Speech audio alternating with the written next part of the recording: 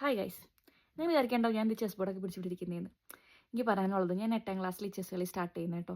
ഒരു 9th 10th ഒക്കെ പിന്നെ കുറച്ചും കൂടി ജയിക്കാനൊക്കെ തുടങ്ങുന്നത്. അപ്പോൾ നമ്മൾ ജയിക്കുമ്പോൾ സ്കൂളിൽ ഇങ്ങനെ അനൗൺസ് ഒക്കെ ചെയ്യും, അല്ലെങ്കിൽ എല്ലാവരോടും പറയുമല്ലോ ഇങ്ങനെ ജയിച്ചു എന്നൊക്കെ. അന്ന് എന്നെ അറിയാവുന്ന എല്ലാവരും, അല്ല ഒട്ടുമിക്ക എല്ലാവരും പറഞ്ഞൊരു കാര്യമുണ്ട്, ഇവർക്ക് ചെസ് കളിക്കാനൊക്കെ അറിയും, ഇവർക്ക് ബുദ്ധിയൊക്കെ ഉണ്ടോ എന്ന്. ഞാൻ ചുമ്മാ പറഞ്ഞത്, ലൈക്ക് ബുദ്ധി ഉണ്ടോ ഇല്ലോ എന്ന് പറയാനല്ല ഞാൻ ഈ വീഡിയോ ചെയ്യുന്നത്. അപ്പോൾ എനിക്ക് പറയാനുള്ളത്, ജസ്റ്റ് ഒരു തമാശയായിട്ട് ഞാൻ കരുതിയൊരു കാര്യം. അപ്പോൾ എനിക്ക് പറയാനുള്ളത്, അന്ന് ഞാൻ 8ാം ക്ലാസ്സിലൊക്കെ ഇങ്ങനെ കളിക്കുമ്പോഴേക്കും എനിക്കൊരൊറ്റ ലക്ഷ്യമുള്ളൂ, ഈ ഒരു കിങ്ങിനെ അവസാനം വരെ സേവ് ചെയ്യണം, ഈ ക്യൂൻ എൻ്റെ കൂടെ ഉണ്ടാവണം അവസാനം വരെ.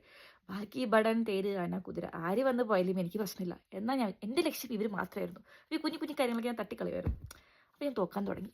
അപ്പോഴാണ് എനിക്ക് മനസ്സിലായി, കുറച്ചും കൂടി ഞാൻ ചെസ്സിനെ മനസ്സിലാക്കാൻ തുടങ്ങിയപ്പോൾ ഞാൻ റിയലൈസ് ചെയ്തൊരു കാര്യമുണ്ട്. അതായത് ഈ ബടൻ മുതൽ ഈ ഒരു കളിയിൽ ഉള്ള ഓരോ കരുക്കൾക്കും അത്ര ഇമ്പോർട്ടൻസ് ഉണ്ട്. ഇതിലാര് പോയാലും ഈ കളിനെ ഒരുപാട് അത് അഫക്റ്റ് ചെയ്യുമെന്ന്. അങ്ങനെ ഞാൻ റിയലൈസ് ചെയ്തപ്പോഴാണ് ഞാൻ കുറച്ചും കൂടി ജയിക്കാനൊക്കെ തുടങ്ങി.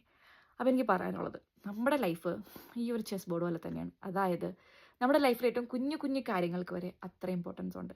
ഞാൻ കൗൺസിൽ ചെയ്യുമ്പോൾ എല്ലാവരും പറഞ്ഞ് ഞാൻ കേട്ടിട്ടുണ്ട്, എനിക്ക് എനിക്ക് ഇന്ന കഴിവുണ്ട്, പക്ഷേ എനിക്ക് വേറൊരു കാര്യമായിരുന്നു വേണ്ടിയിരുന്നത്, അല്ലെങ്കിൽ എനിക്ക് ഈ ജോലി എനിക്ക് സാലറി കുറവ്, എനിക്ക് കുറച്ചുകൂടി വലിയതാണ് വേണ്ടിയിരുന്നത്.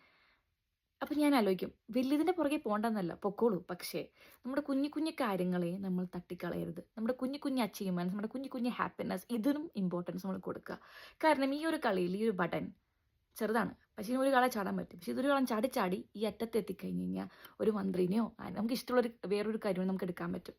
അതുപോലെ നമ്മുടെ കുഞ്ഞു കുഞ്ഞു കഴിവുകളെ നമ്മൾ ഡെവലപ്പ് ചെയ്ത് നമുക്ക് വലിയ വലിയ നിലയിലെത്താൻ പറ്റും. കാരണം നമ്മൾ ഒരു ചെസ് ബോർഡ് പോലെ തന്നെ കെട്ടിപ്പിടുത്തിയ ഒരു ലോകത്തിലാണ് നമ്മളെല്ലാവരും ജീവിക്കുന്നത്. അപ്പോൾ നമ്മുടെ ആ കുഞ്ഞു കുഞ്ഞു കാര്യങ്ങളെയും തട്ടിക്കളയരുത് എന്ന് പറയാൻ വേണ്ടിയിട്ടാണ് ഞാൻ ഈ വീഡിയോ ചെയ്തത്. മാത്രമേ ഉള്ളൂ. ബൈ.